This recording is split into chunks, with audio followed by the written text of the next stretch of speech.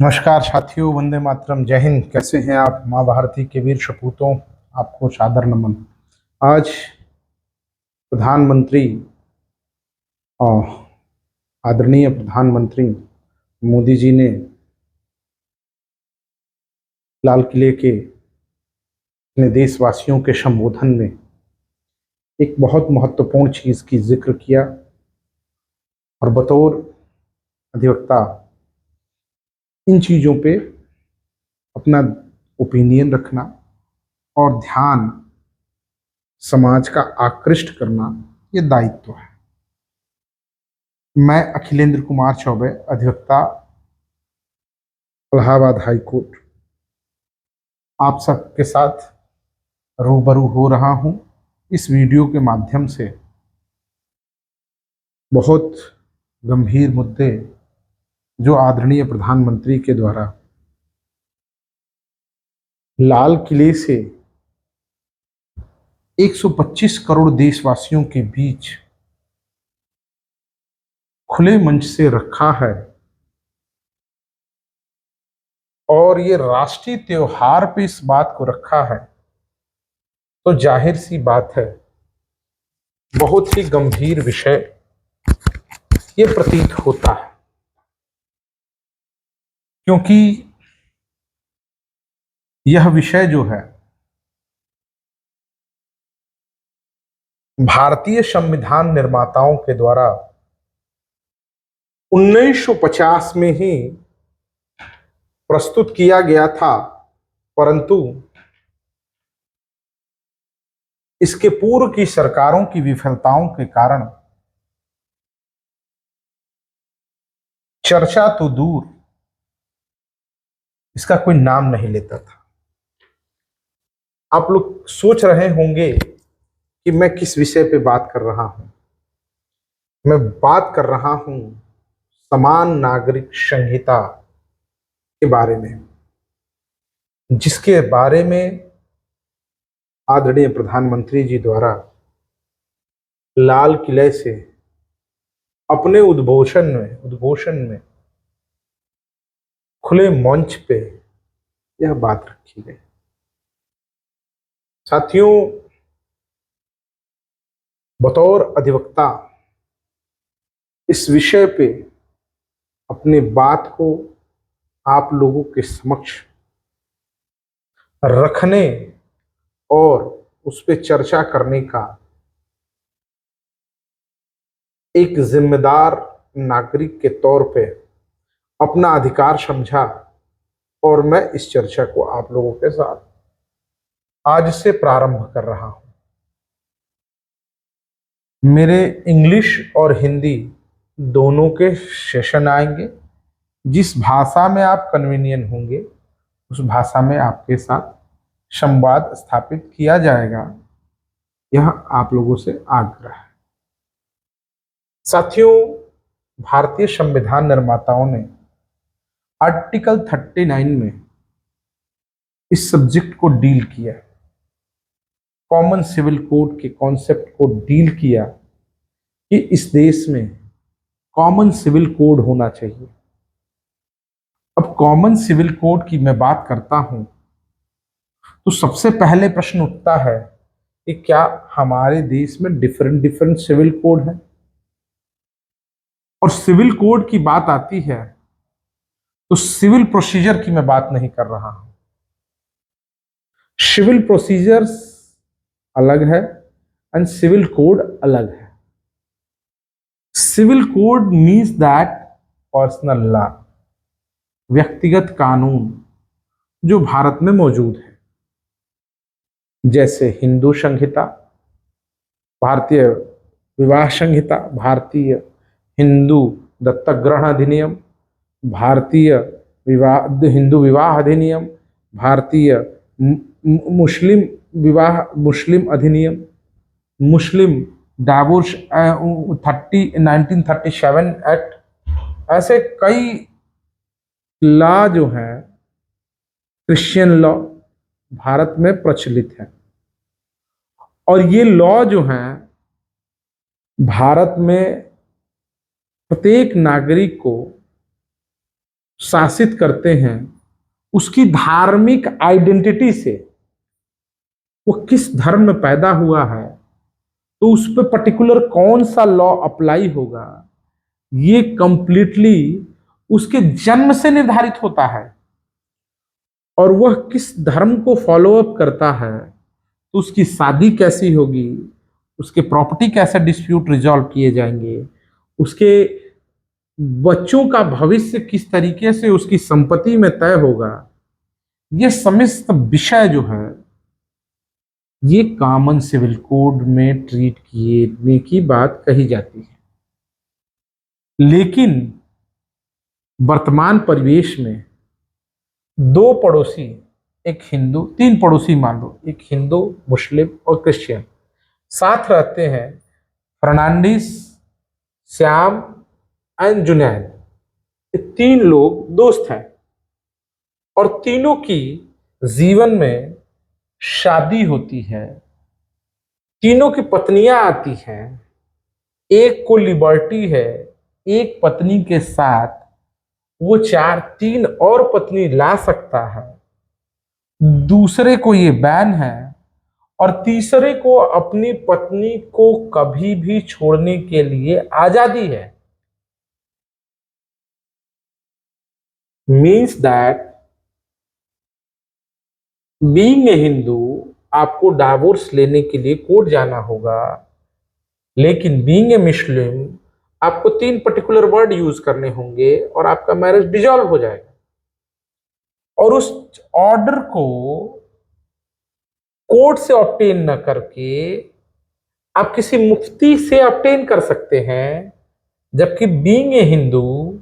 आपको अपने marriage dissolve करने के लिए कोर्ट में लिटिगेशन लगानी पड़ेगी और लिटिगेशंस के थ्रू रीजन एक्सप्लेन करते हुए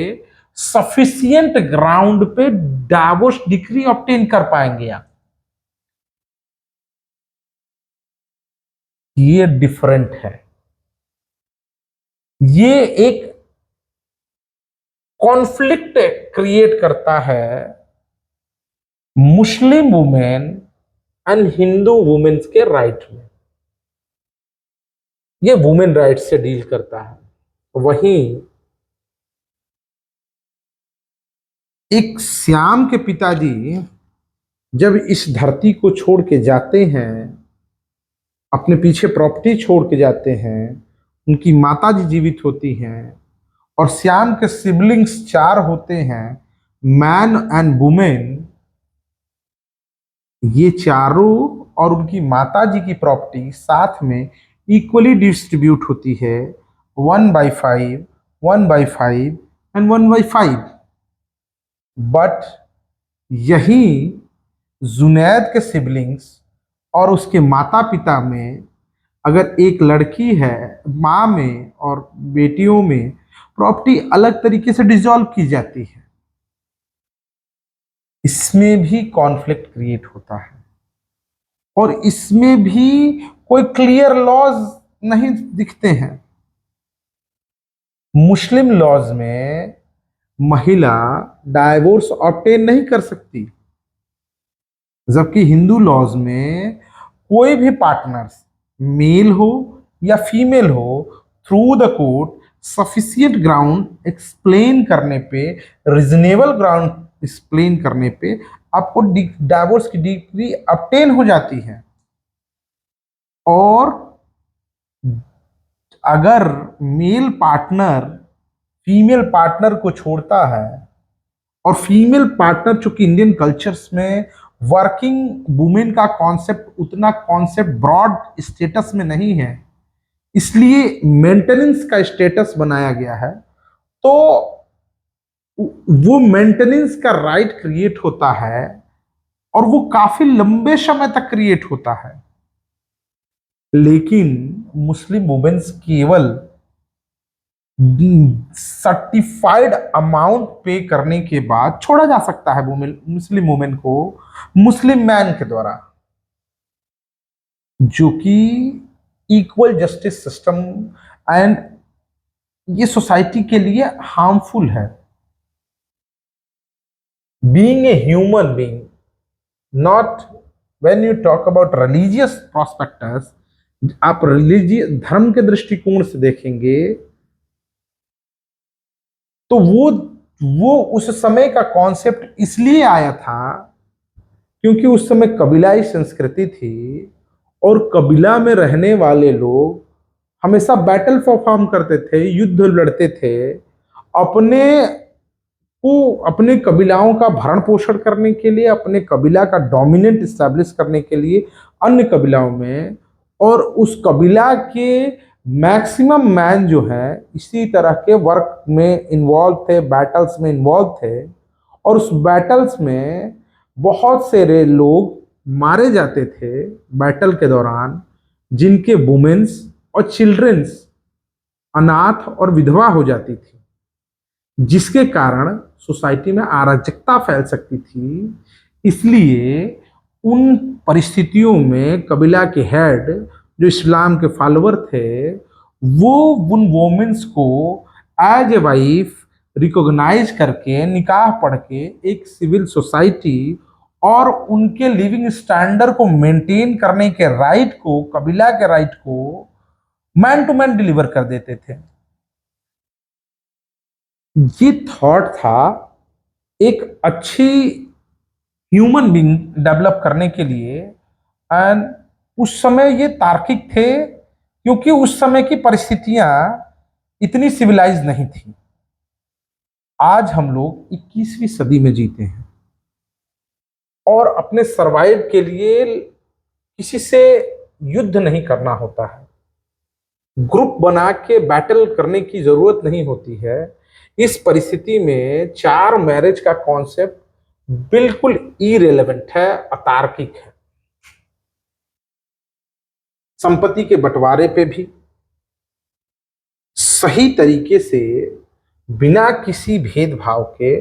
पुरुष और महिलाओं में इक्वली डिस्ट्रीब्यूटर होना चाहिए। दूसरी चीज ये है कि Hindu women's and man came in court आ सकते हैं अपने पर्सनल इश्यू को डिस्कस करने के लिए, लेकिन बहुत सारे रिस्ट्रिक्शंस मुस्लिम लॉ में है, रिलीजियस रिस्ट्रिक्शन है, और वो रिलीजियस रिस्ट्रिक्शन बहुत ही रिलेवेंट है बहुत जगहों पे। अब इस चीज को कोई कितना रेलेवेंट मानता है उसके थॉट्स पे है, लेकिन अगर धार्मिक इस चश्मे को उतार के देखें तो आपको क्लियर विजन दिखेगा कि किसी भी धर्म का कॉन्सेप्ट, किसी भी धर्म का फाउंडेशन जो है ह्यूमैनिटी और सिविलाइजेशंस की तरफ है, और जहां सिविलाइजेशंस में पार्शियलिटी दिखती लगती है वहां वो चीजें इरेलेवेंट हो जाती है, और इरेलेवेंट चीजों को सस्टेन होने का, स्थायी होने का कोई अधिकार नहीं है। इस परिस्थिति में एक देश एक पिनल की व्यवस्था है, उसी तरीके से एक देश और एक कॉमन सिविल कोड की भी व्यवस्था होनी चाहिए, क्योंकि कॉमन सिविल कोड चोरी करने वाले को हिंदू और मुसलमान दोनों बराबर के दंड के भागी हैं। अगर फैमिली में एट्रोसिटी हिंदू और मुस्लिम करता है तो दोनों बराबर के दंड के भागी होने चाहिए। जितना राइट हिंदू वुमेन्स को हो उतना ही राइट मुस्लिम वुमेन्स को भी मिले, इस थॉट्स को भी डील करना चाहिए। तो एक सिविलाइज सोसाइटी के लिए आर्टिकल 14 जो फंडामेंटल राइट कहता है, राइट टू इक्वलिटी, जिससे किसी भी कम्युनिटी में पैदा हुआ व्यक्ति, किसी भी रेसेस, कास्ट में, धर्म में, जाति में, पंथ में पैदा हुआ व्यक्ति को समान अधिकार प्राप्त है। तो इस बात को इस्टेब्लिश करने के लिए आर्टिकल 39 कॉन्सेप्ट डील करता है, और जो आज से 50 साल पहले हमारे संविधान निर्माताओं ने सोचा था उसको अमूर्त रूप में लाने के लिए एक कठोर कदम उठाना होगा। और मैं बिल्कुल कॉमन सिविल कोड के फेवर में हूं, लेकिन एक चीज युक्त होना चाहिए, कॉमन सिविल कोड सरल भाषा में लिखा जाए, बीइंग ए एडवोकेट, मेरे लिए कानून समझना आसान है एक सिटीजन के कंपैरिजन। सिटीजन के समझ में आने वाले कानून बनाए जाए, सरल भाषा में लिखी जाए, क्योंकि हम लोग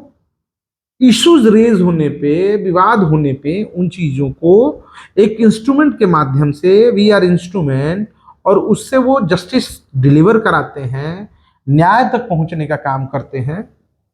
ये हमारा रोल होता है। लेकिन एक्चुअली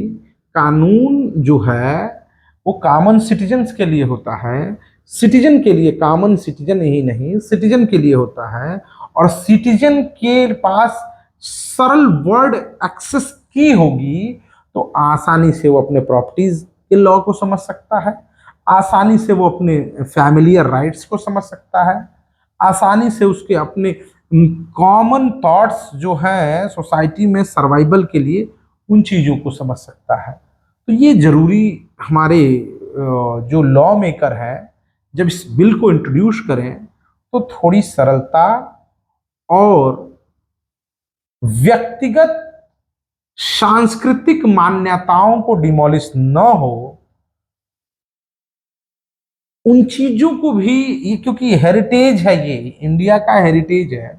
तो इंडिया के हेरिटेज को भी सेव करते हुए एक बहुत शानदार लॉ, एक बहुत शानदार डिबेट के माध्यम से आए और प्रोसेस के माध्यम से आए, तो जाहिर सी बात है ये कन्वीनियंट होगा। और मैं जो हूँ इस कथन का, प्रधानमंत्री मोदी के कथन का, जो रेड फोर्ट से आज उन्होंने कहा है, मैं प्रशंसा करता हूँ और मैं समर्थन भी करता हूँ कि देश में कॉमन सिविल कोड लागू हो। जय हिंद, जय भारत, जय माँ भारती, वंदे मातरम।